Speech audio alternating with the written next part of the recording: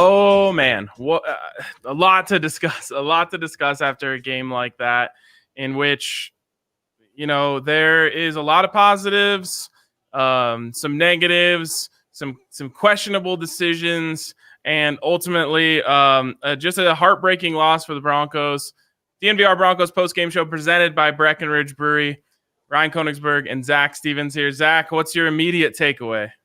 Man, just how close it was, Ryan. I mean, it just felt like, that something special was going to happen. And, Vic Fangio was just asked seconds ago if this was a moral victory. And of course, the head coach is going to say no, but it just felt like it. And then at the very end, Ryan, when the Broncos have a chance to win with 2 minutes left, right around 2:30 left, the moral victories go out the window and you say, just win this game straight up. What would that do? And of course, some questionable decision-making. The defense not able to get a stop soon enough. And then Drew Lock with the there was a legitimate chance for the game-winning drive there. It wasn't like there was 11 seconds left. Over a minute left. Drew Lock comes up short and throws the game-clinching interception there. So, when you take a step back, you say, wow, the Broncos covered the spread easily. And that kind of is what the game felt like going in. Were the Broncos going to cover the spread? It was a win if they did, was a loss if they didn't. They did do that, but then, man, to pull off the whole tamale, man, they just came up short. Yeah, it's tough, and I understand fans being upset and frustrated, and it's 11 in a row against the Chiefs, and you felt like that was a winnable one, and no one wants to hear about moral victories right now, and I'm not going to beat that drum all game or all show, because I totally get it. No one wants to hear that right now, but I will say, I have to say that the Broncos should be proud of themselves. The players out there have something to hang their hats on. To play with that team down to the wire with all of the things that you're missing, Zach. If they lost by 30 tonight, we would have just shrugged our shoulders and said, yeah, that's what happens against the Chiefs when you're decimated and you're, trying to break in a young quarterback. You're on the road in Kansas City in primetime against Patrick Mahomes. I honestly wouldn't have crushed the Broncos for losing by 30 tonight. So I do think that from a confidence standpoint, the Broncos have to feel okay at leaving this game. Of course they want to win. These guys are competitors, but they've got blown out every single game in the last 2 years against the Chiefs up until this one. And so that, moral victories don't count for much in the NFL, but this is one, in my opinion. You have to feel good if you're the players, and eventually you have to build some confidence against this team. I think that's what we saw tonight, a little bit of a confidence builder. The next time they stand out there against this Chiefs team, they're going to say, hey, man, we could have had them last year. We can get them this time. And I think there's something to be said for that. Yeah, and Ryan, really the biggest takeaway when you take a step back from this game, even though it's so fresh, is this Denver Broncos defense played lights out. You should win every single game that you hold the Kansas City Chiefs to 22 points. They did a heck of a job. And yeah, Patrick Mahomes threw for 300 yards, but we knew in some aspect that the Chiefs offense was going to do good things because they always do. But you know what? You come up strong in the red zone time and time and time again. That's a heck of a job. The Denver Broncos defense played winning football, played incredible football. Ryan, last game, we said, the Broncos defense did a good job holding the Chiefs offense to 29 points. In Kansas City, they just held them to 22 points. They played winning football. So then you say, well, where did this game go? Did it go in special teams? No. Offense. It just felt like, Ryan, I said this to you right before we started the podcast. It felt like the offense played better than 16 points. But at the end of the day, you are not going to win games in the NFL scoring 16 points. And if your defense holds the Chiefs to 22, then I just have to say the offense failed. And that's why the Broncos aren't coming out of here with an incredible victory, because the defense played that way. Yeah, and that's the tough thing about this game and really the Vic Fangio era. A lot of times, Vic Fangio's decision-making spites his own defense. And I get it. He's a defensive coach, and this is what you get with defensive coaches. So this is what you signed up for when you're John Elway, because obviously Vic Fangio is going to have more belief in the defense that he calls and played a fantastic game than the offense called by Pat Shurmur and led by Drew Lock, which has done nothing at all this entire season to make you believe in him. Where I really have an axe to grind with Vic Fangio is awareness of who you're playing. This is not, the Cam Newton Patriots, and it's not the Tua Tagovailoa Dolphins, and it's not the Justin Herbert Chargers. This is the Patrick Mahomes Chiefs. And if you don't go into the game against the Patrick Mahomes Chiefs thinking we are going to put our balls on the table and go out of there saying that the only way that we lost was in our own hands, then you're doing it all wrong. So I leave this game more disappointed with Vic Fangio than any other side of this. Vic Fangio, the head coach, because Vic Fangio, the defensive coordinator, is the player of the game, in my opinion. But Vic Fangio, the head coach, let his team down tonight, in my opinion. And it's the second time this year that I've really felt that way. I mean, we can go through several decisions throughout the game, but obviously the one that pops up and is the most glaring is 4th and 3 from midfield with 6 minutes left. Zach, there's never been a more obvious call, in my opinion. You have to go for it. It's not an option. You have to go for it there because Patrick Mahomes ain't going 3 and out. And it was obvious a couple plays into that drive that Vic Fangio made the wrong decision. If it wasn't already obvious to you from the second that the punt team entered the field, it's just not an acceptable decision in that moment. And sure, is it possible that Drew Lock would have thrown a pick to Tyrann Mathieu on that play? Of course. But again, I want to get on that plane heading from Kansas City to Denver saying, you know what? We left it all out there. We tried. We had the game in our hands. We did not let them dictate the end of this game.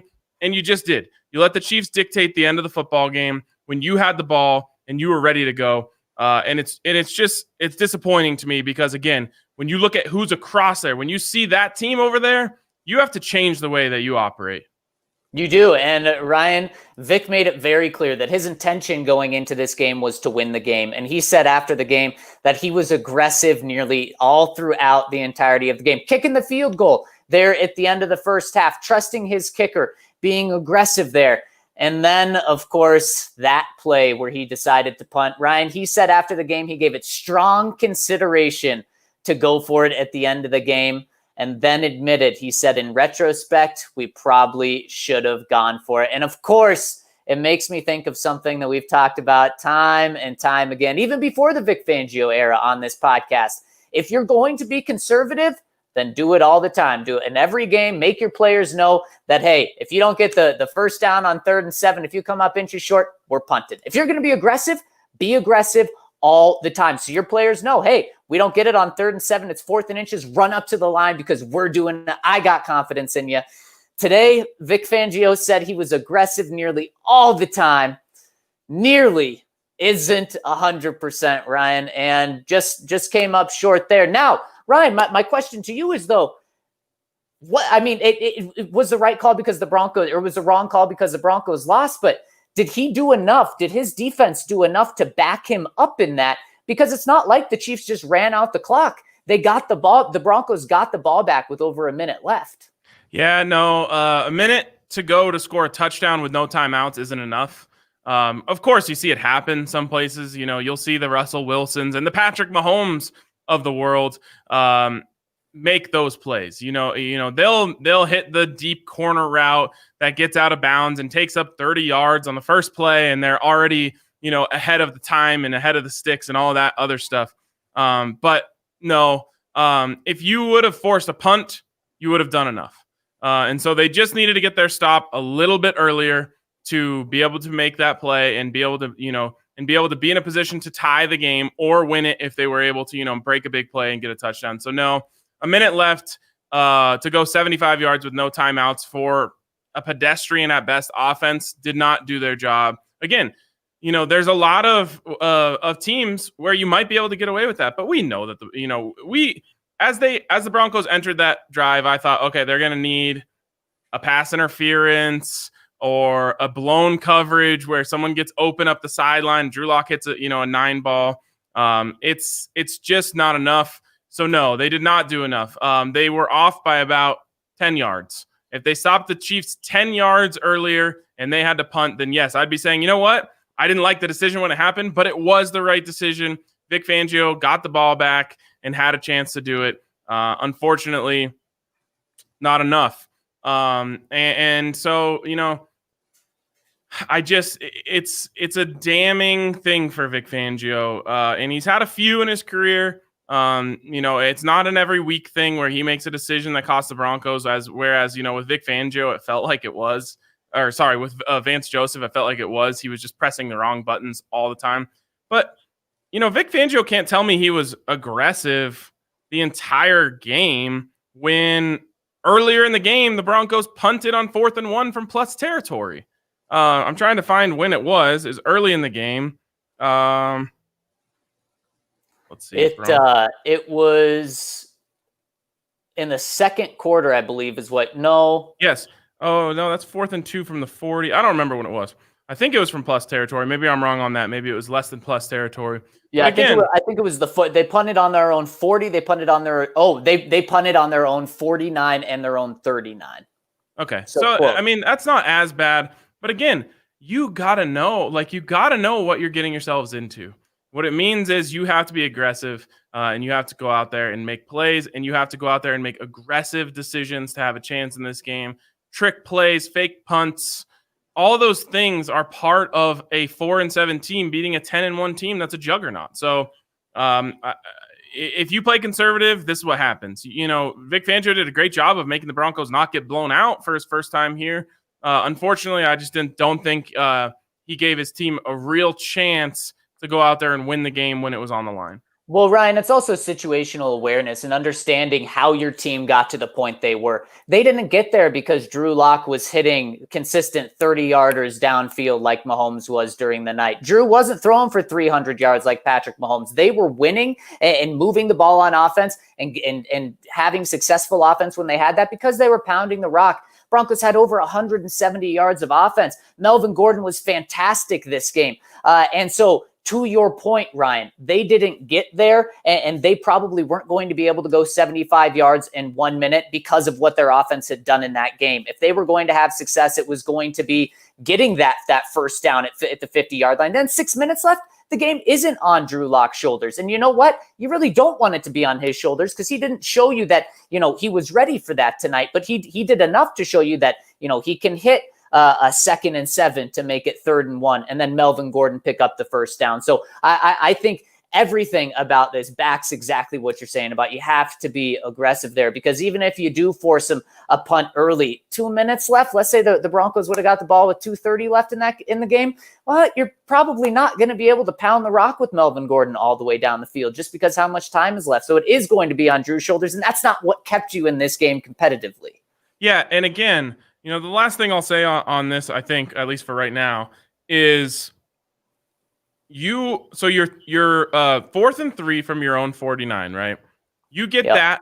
You are on the 48-yard line, the other 48, even if you just get the 3 yards on that 4th down. So now you are realistically 8 yards away from being able to tie the football game. And we know that Brandon McManus already missed a 57-yarder in this game, but he certainly had the leg for it. So I'm going to say that if you had him inside 60 yards, you had a chance to tie the football game. Now, if you convert it, maybe you get 5, maybe you get 10, maybe you're already in field goal range off that play. And the game is just so different. You're in control.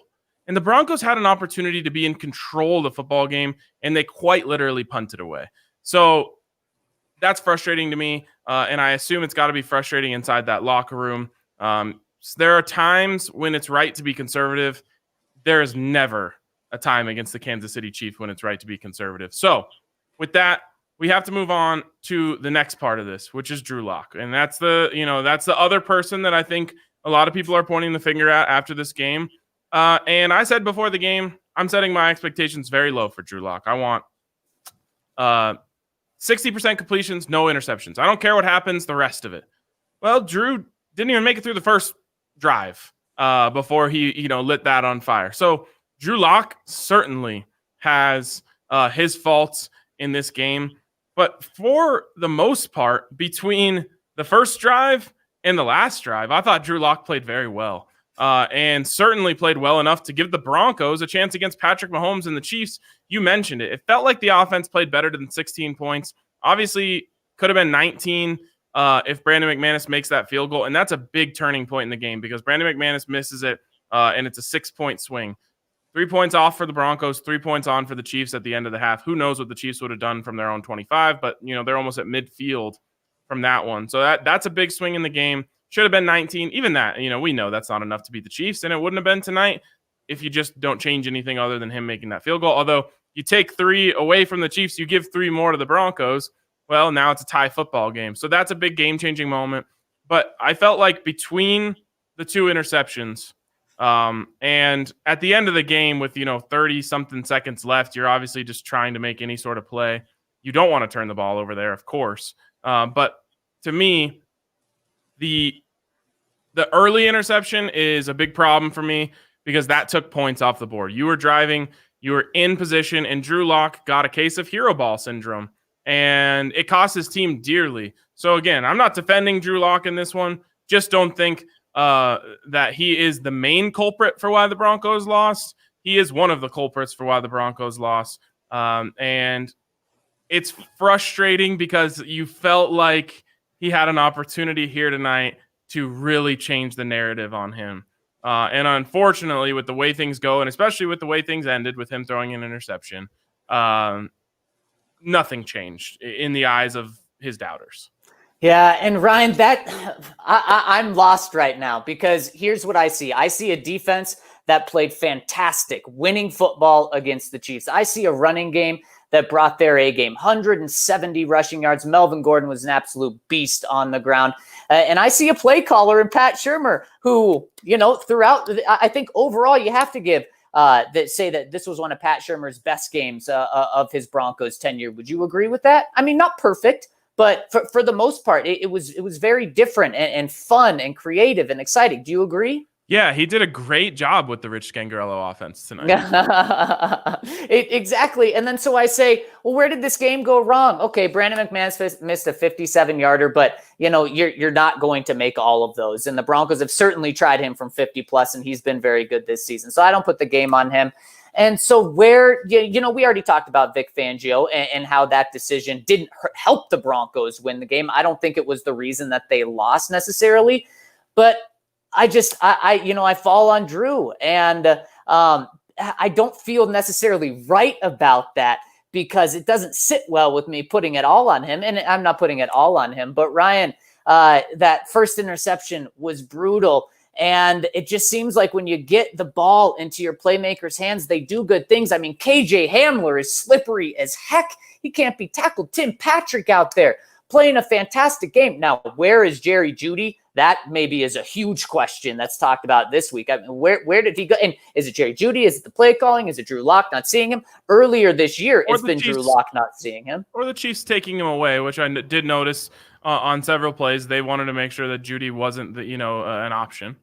Absolutely. And then, you look at the box score and Drew throws for 53% completion. That's not going to cut it. Obviously, no one expected him to go toe-to-toe with Patrick Mahomes in terms of the yardage or anything like that. But I'm just sitting here and saying 16 points. I can't point it at the running game because of what Melvin Gordon was able to do. And I can't necessarily point it at the play calling.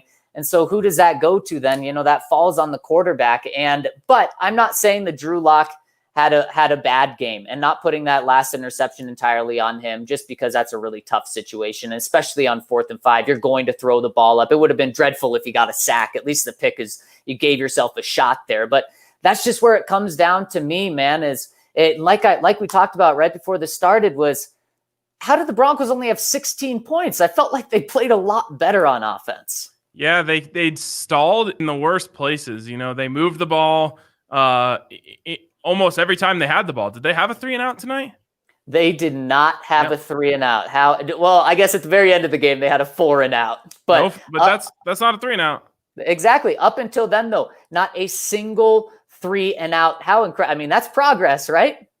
It is progress, and so I'll say this: they took a step in the right direction. And I feel the exact same way about Drew Lock that I feel about Vic Fangio. Drew Lock is part of the reason why the Broncos were in this game. And Drew Lock is also part of the reason why the Broncos weren't able to get over the hump. And it's just a tough place to be, from an analyst's chair, from someone who has to talk about this. I don't know how to define that, because I know before the game I had no hope that the Broncos were going to be in it at all. So the fact that they were, I feel pretty decent about. And I think Drew Lock made some big time throws. He did some great things tonight. The throw to Tim Patrick, you kidding me? That is a big time NFL throw. The interception on the first drive, you kidding me? That's a rookie ball throw. Like that's Pee-wee stuff. I turned to Allie, who's an Eagles fan, and I just said, like, that's Carson Wentz stuff. Like that's what he's been doing all year. He made a great play to get out of a sack, and then his brain just clicks on, like, now it's time to really show them. And it's just not. Now it's time to look around the field, assess it, see that no one's open, run up the field, throw the ball away, anything but throwing it into coverage with Troy Fumagalli and testing Tyrann Mathieu. Like, what are you doing, man? That's unacceptable. And so if you score points on that drive, the game changes.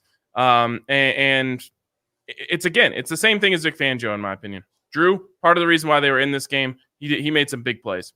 He's also a big part of the reason why they weren't able to get over the hump. And it's a tough place to be. Yeah, and we'll get into this further this week, looking at Drew as a whole, taking a step back from this game. But 13 interceptions this season is just not acceptable, especially when you miss so many games. In fact, 13 interceptions since he's been back from injury, especially with the way the Broncos want to play, Ryan. They want to play, just don't lose the game on offense, essentially, especially like a game like today. You can't turn the ball over. You run the rock. I mean, this is the formula that John Elway's been trying to build for years now. And one part that will blow up the formula is turning the ball over. Absolutely. And you just can't do it. And Drew knows that. The coaches know that. And unfortunately, he just can't help himself from playing hero ball. I think it's a habit that goes back to his days at Missouri. And I feel like Rich Scangarello and TC McCartney were able to coach it out of him a little bit last year by just, the way they put the positions that they put him in. And they tried to keep him from being in a position to try and make those plays. And they did a really, really good job of that.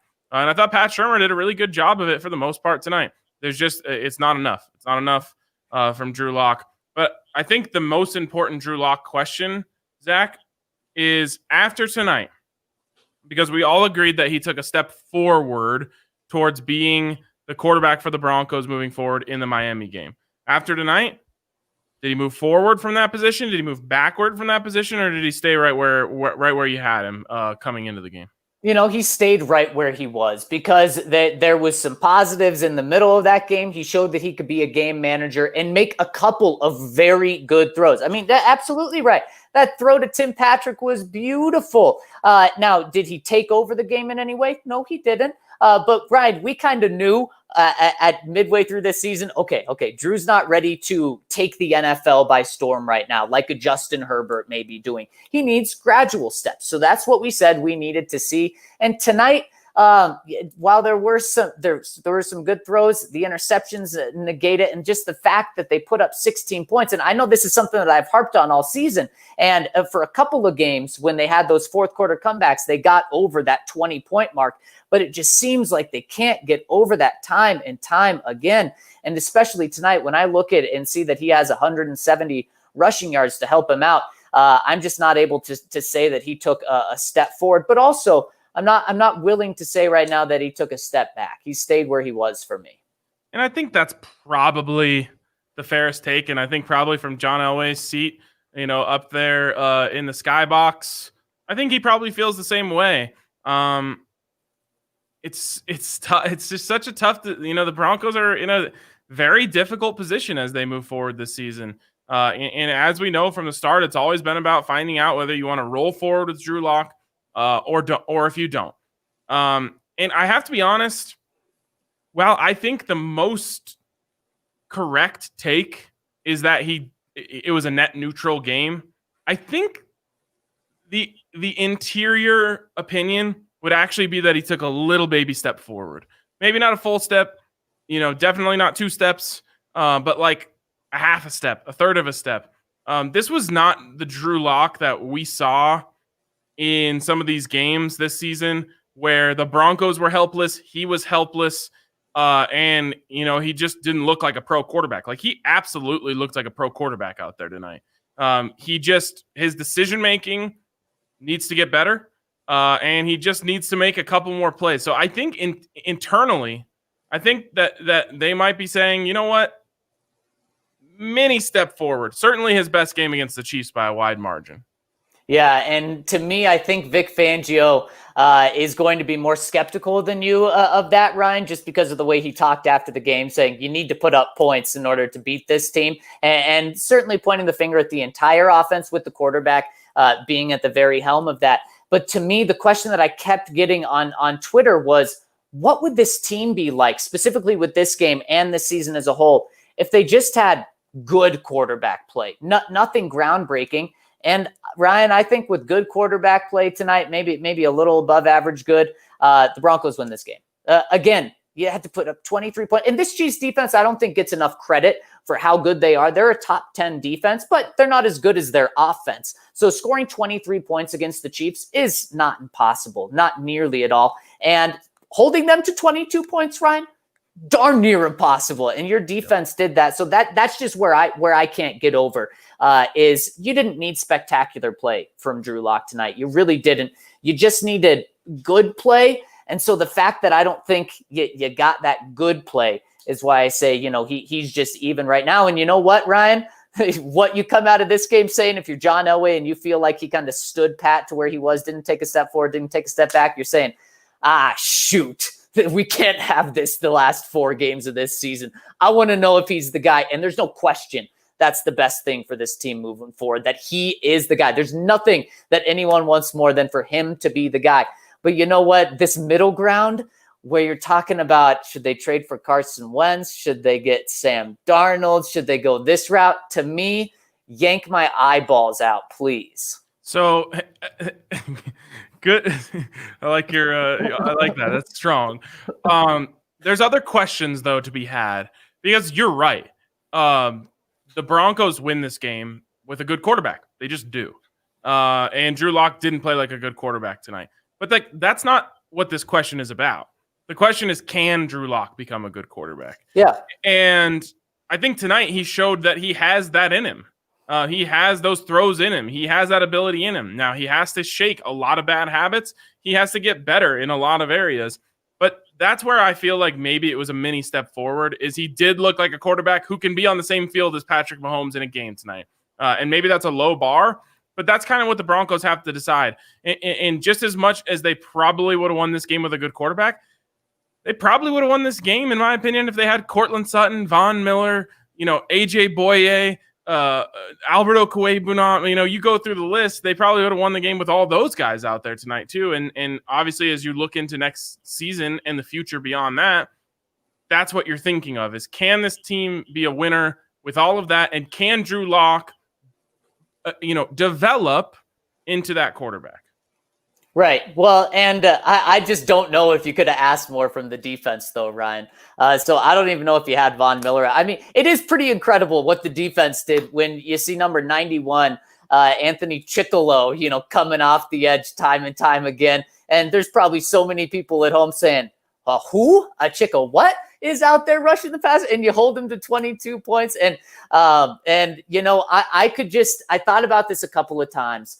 Vic Fangio on the flight back, being afraid of a false positive, and coming away from this game saying Drew Lock kept you within 6 points, Ryan. I think all of us would have taken that before the game, saying the Broncos are within 6 points of the Chiefs. Absolutely. Sign everyone up for the next week after this performance. And I could just see Vic saying, but it was only 16 points. It was 53% completion. And, oh, by the way, 2 Tyreek Hill touchdowns away from, called back touchdowns away from it being a blowout. I'm just a tiny bit more skeptical. Ryan, they were so close to having the formula for what I thought would be a successful game. And that was holding the Chiefs in the 20s and the Broncos also scoring in the 20s. They were so close to that. but 16 points just isn't going to get it done. Not enough. Certainly not enough. All right, let's get to our DraftKings King of the Game.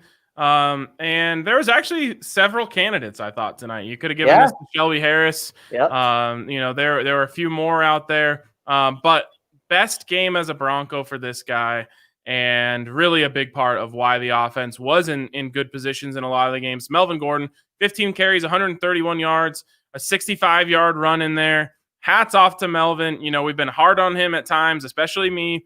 And he played like the guy that he got paid to be tonight. And to be honest, if he has the right cleats on and the Kansas City field isn't some trash, he might have had a 200-yard game. That might be a bit much, but probably over 150. Yeah, Ryan, he was an $8 million running back plus tonight. This is exactly what you brought him in for, was to average 9 yards per carry. And it just seemed like he was reading the field excellent as well. Of course, the huge 65-yard run, which is the biggest run for the Broncos this season, his longest run of the season, his longest run being a Bronco, really opened the game up for the Broncos early when he had that. And then it just seemed like every single play he was, falling forward for 4 yards when he was hit behind the line of scrimmage. He was literally slipping and then getting back up and running for 9 yards. He was getting the first downs when the Broncos needed him. This is exactly why you brought him in, because the front office doesn't believe that Phillip Lindsay is a 16-game, every single snap type of player. So you brought him in so that when one of these guys is hot, you ride him. And that is my problem with Pat Shurmur. That's my biggest problem with Pat Shurmur in this game, is because he didn't do what I just said.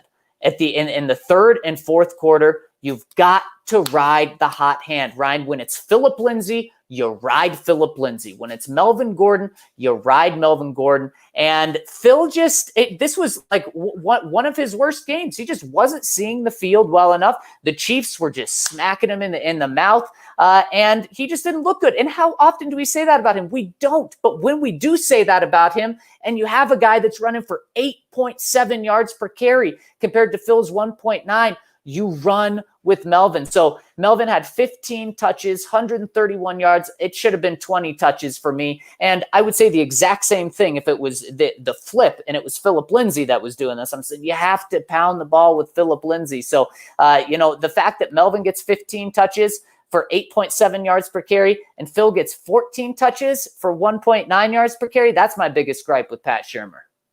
Yeah. And it's not all Pat Shurmur, in my opinion. Curtis Montkins has a hand in the running back rotation. You're right. And I think Pat Shurmur can overrule him. I would assume he has that power. But a lot of times coaches don't do that unless it's really egregious, and you could make the case that it was egregious tonight. But it feels like they're always pressing the wrong buttons this season. When Melvin's going, it's Phil. It's Phil's getting the ball too much. When Phil's going, it's Melvin getting the ball too much. If you're going to do the hot hand thing, and maybe that's not what they want to do, but you should be doing that because running backs are the biggest rhythm position other than quarterback in the NFL. So just feels like they're pressing a lot of the wrong buttons there. Just another criticism for this coaching staff who, again,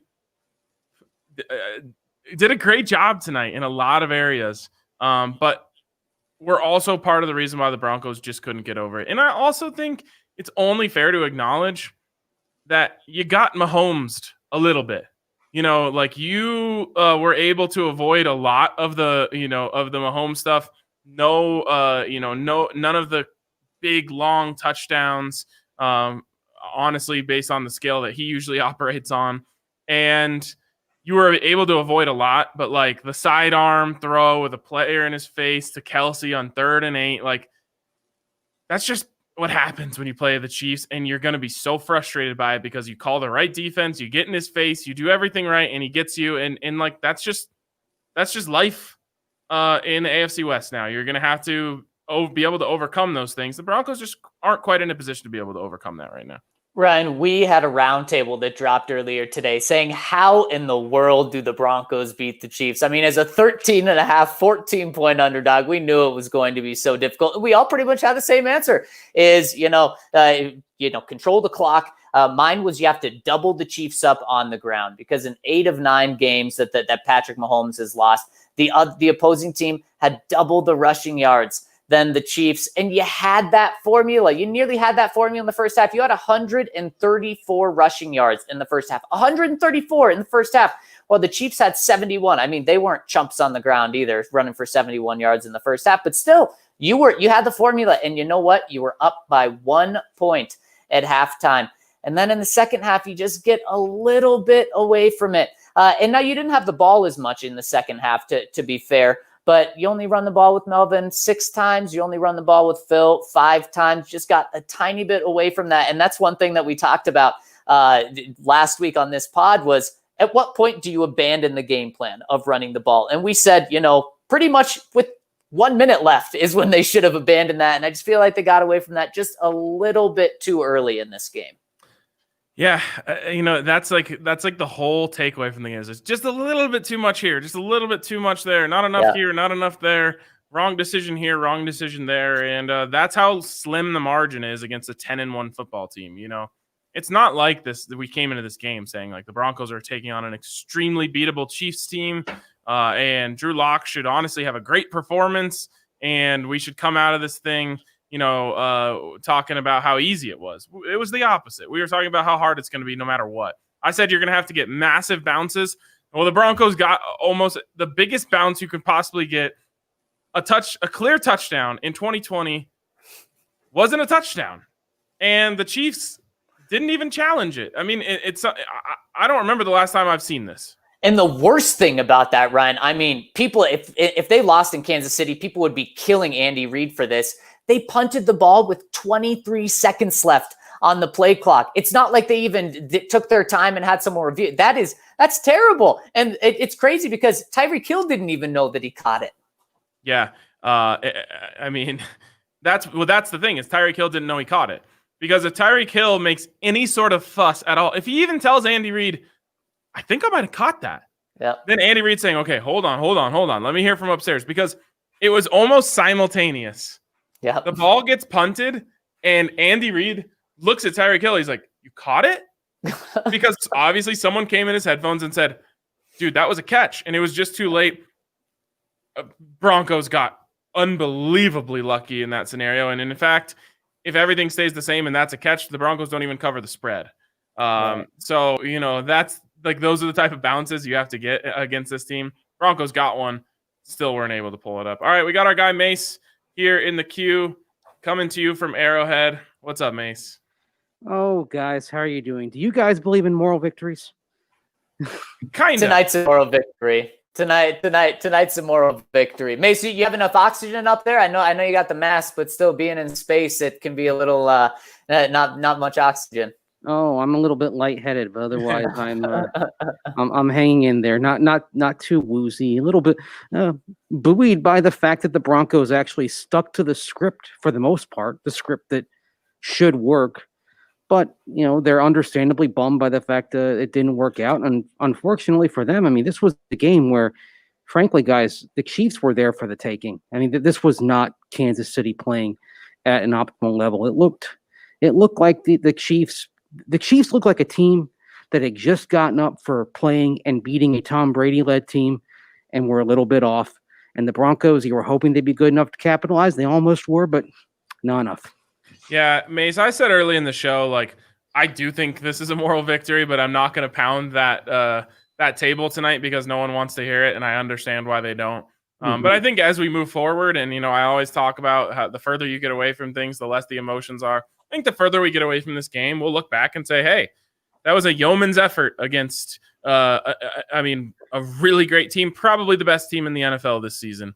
And you took them down to the wire. You made them sweat it. It wasn't enough. But Mace, the conversation that Zach and I had for a long part of this is just who's most at fault? Who do you blame the most for the Broncos just not being able to get over the hump tonight? Wow. I mean, that's tough. And I don't want to put this all on Drew Lock, but we've seen in his last 2 starts, they're scheming around his shortcomings right now. Yeah. That there are things that they don't trust him to do. And they're trying to get his confidence back. And what it's showing here is if the next 4 games go like this one in terms of the game plan and what they ask him to do, what that's telling me, guys, is at minimum there's a hedge and there's a potential competition next summer. Yeah. Like I said, I'd rather pull my eyeballs out than have that. So, yeah, Mace, I mean, I know you don't want to fully say it, but Zach and I think we're in close agreement that at the very least this was a 50-50 Drew Lock and Vic Fangio L. For me, I'm probably 55 on Vic because I just don't think he had the right mentality going into a game against the Chiefs. So where would you put those percentages? I think 50-50 is about right. And I think in particular, it's fascinating to hear Vic Fangio because I asked him specifically about the 2-point conversion and going for it there. And then he talked about the situation going by the chart, but then that's when he got into the whole thing of saying that he wanted to be aggressive. And of course, the moment where I think aggression would have been the wisest course of action is 4th and 3 at midfield with about 6 minutes to go. You've got to go for it there. And that's a situation where we talk about, okay, what's your bread and butter? What is your best play to get 4 yards? What is your core identity? And one of the positives of the last couple of games with Drew Lock is we've seen some things that are apparently becoming bread and butter type stuff in terms of a play to get you 4 yards quickly. I mean, you can look at Melvin Gordon getting outside the tackles, or you can look at the little pass in the flat to Noah Fant. These are things that you could rely on. I think in that situation, guys, I would have loved to have seen them gone for it. And frankly, my call would have been just Drew Lock just rolling out quick little dump to Noah Fant, get 5 yards, get past the 6. And if he breaks a tackle, you've got an explosive play. And that's your best chance, I think, to keep a possession alive when you have 4th and 3. Yeah. Surrender Index ranks all of these things on Twitter. And this is what really sent me over the edge. Denver decided to punt to KC from the Denver 49 on 4th and 3 with 6 minutes and 13 seconds remaining in the fourth quarter while losing 16-19. With a surrender index of 29.47, this punt ranks in the 99.6th percentile of cowardly punts this season and the 98th percentile of all punts since 2009. They're basically saying decisions from a head coach don't get worse than this. This is the second game this year where I really felt like the lion's share of the blame for the loss should go on the head coach. And that's not normal. That's not okay. And I'm not advocating for firing Vic Fangio because I don't think it's going to happen. But Vic has to change the way that he sees things, especially when you're 4-7 going up against the Chiefs. You cannot walk away from that game saying, well, I should have done this or that. I should have been more aggressive. You should never leave a game in the Chiefs saying I should have been more aggressive. The aggressive pedal should be to the metal from the second you stand on the field. I don't care if you're 7-4 rather than 4-7. I think you go for it. And the other thing you have to consider is what's going on in that game. I mean, there's the notion of, okay, your defense, they've got to make a stop sometime, right? The problem is, guys, they had no 3-and-outs to that point. Only one drive the Chiefs had to that point had not resulted in multiple first downs. And you know that in that scenario, multiple first downs means that your odds of coming back on a last drive are pretty long, as we saw it bear itself out in the last minute and a half of the game. So you've got to look at how your defense is doing. If your defense is stacking up 3-and-outs, sure, yeah, you can rationalize that. But if your defense isn't doing that, you've got to go for it. I mean, you've got to look at the situation you're facing in that game, look at the form of your units, and then act accordingly. I think this was a missed call by Vic. And Patrick Mahomes only gets better at the end of games, I don't even care if you've been stopping him all night. I'm still saying go for it because you know that this guy just makes those big plays in those big moments. The one thing that I will say is I wish Drew Lock would have looked to the sideline and been demonstrative about wanting to go for it. Because I think if you're a coach and you see that, that instills a little bit of confidence in you.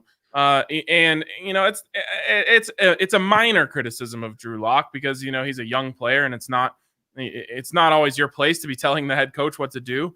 But if he looked over there and said, "Come on, let's go for it," I think Vic might have thought twice and said, "You know what? If he's that confident, I'm going to put it in his hands." The same way that he felt about Brandon McManus, I think, when he put him out there to kick that 57-yard field goal. He said, "All right, this guy's always really confident he's going to make these things. I'm going to throw him out there and let him do it."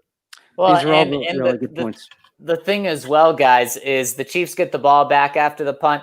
It takes them 4 plays to move from where you drilled them after the punt to where you would have gone for it. So, but the thing is, it's not like this was the Jacksonville Jaguars where you're surprised by that. Like you guys have said, this is the Kansas City Chiefs. You knew that they could have done it in 1 play or 4 plays, but it didn't take them long at all to get there. And when that happens, that just rips your heart out. If you're the team saying, well, okay, there was our biggest chance to upset these guys, and it did not. 4 plays later, they've already ruined it. Yeah. It's a tough situation to be in. So we have this conversation just about every week, and unfortunately for Drew Lock, the amount of games we're talking about keeps getting smaller. 4 games left in the season: Panthers, Bills, Chargers, Raiders. Something's got to change. It's going to have to click on for Drew Lock if he wants to be even remotely safe going into next season. And sitting on his couch during the draft, looking forward to who they're going to draft to help him out, rather than being super nervous that they're going to draft his replacement. So we'll talk on the big picture, but one game at a time. You get the Panthers. You're on the road next week. It's an 11 a.m. start on the East Coast. Everyone hates those. But an opportunity for Drew Lock to help us because, Mace, we said we thought he took a step forward against the Dolphins and probably just stayed in the same position tonight. He's got to take a step forward against the Panthers. There's just not enough games left for him to not take a step forward here. So do you have confidence that he can? And what does that look like to you? Well, he ought to take some steps forward because this is a shaky defense, even though they're obviously getting good play from Steve Atwater's nephew, Jeremy Chin, back there in the secondary. It's still a defense that you should be able to accumulate some yards and points on. But I'm fascinated to see what the game plans end up being because, if you continue to have game plans like you had against the Dolphins and the Chiefs that are kind of designed to minimize the risk, minimize the exposure for Drew Lock, then what are you learning about him? I mean, you're still trying to kind of get him back on his feet and build some confidence, but you're running out. You're running out of time here. You're running out of games, and unfortunately, you start looking at some of the season-long trends, and if he can't reverse them, if he can't display significant improvement, you're looking at him keeping the company of guys who largely did not work out. So I think you'll see the Broncos probably try to keep to have a similar game plan because they've stabilized things a little bit. But does that really teach us more about Drew Lock and where he might go? That's the big question. Well, and so that's kind of the big question for this organization right now. Do they do the best thing that sets this team up to win these next 4 games, or do they do the best thing to find out who Drew Lock is and which path do they want to go down? We know John Elway wants to win, but guys, haven't we said, and as far as the Broncos continue to get out of the playoff picture, this just comes more apparent, is it's all about finding out what Drew Lock is. So to me, I'm now okay kind of going away from the winning game plan in order to see, okay, I don't want a false positive here. I don't want to be playing and just protecting all of Drew Lock's weaknesses these final 4 games. It's time to let him out, see if he, now, of course, don't just abandon him, give him nothing that protects him, but you got to start seeing if he is the guy and let him go out and throw 3 touchdowns or let him go out and throw 3 interceptions in these final 4 games. So we've talked a lot about this stat, and I actually think this stat has done a pretty good job of encapsulating when Drew Lock had a bad game and when Drew Lock had a good game. And so all the people in the comments saying Drew Lock was terrible, he can't cut it, this was garbage, I can't believe you guys are saying it was okay. Well, Drew Lock, QBR this week, 8th in the NFL. He posted a 67.2, just behind Aaron Rodgers, just in front of Cam Newton, who led a 45-0 win over the Chargers, which that's something we're going to have to talk about here, and we're gonna have to let Mace go because he's being booted from the Kansas City press box. So Mace, thank you for your contributions. We'll talk. All right, see you guys later. But Zach, they're saying that Drew Lock was a top 10 quarterback in the NFL this week. I didn't watch every game, so I don't know. I can't make too much of a statement on that, but I do think QBR's done a good job, like I said, of saying when Drew Lock was terrible, when Drew Lock was decent. Then who is this on? How do you put up 16 points, Ryan? Because we went through it. Receivers, you didn't have really any big drops. I know that one to KJ Hamler definitely hit both of his hands. Wasn't the best throw, but still, you have to catch it when it hits both of your hands. It's not like there were multiple touchdowns dropped like we saw against New England. And of course, like we've said, the running game did a fantastic job. Pat Shurmur had one of his best games. So how do you have a top 10 quarterback performance along with 170 rushing yards, good receiving performance, and put up 16 points?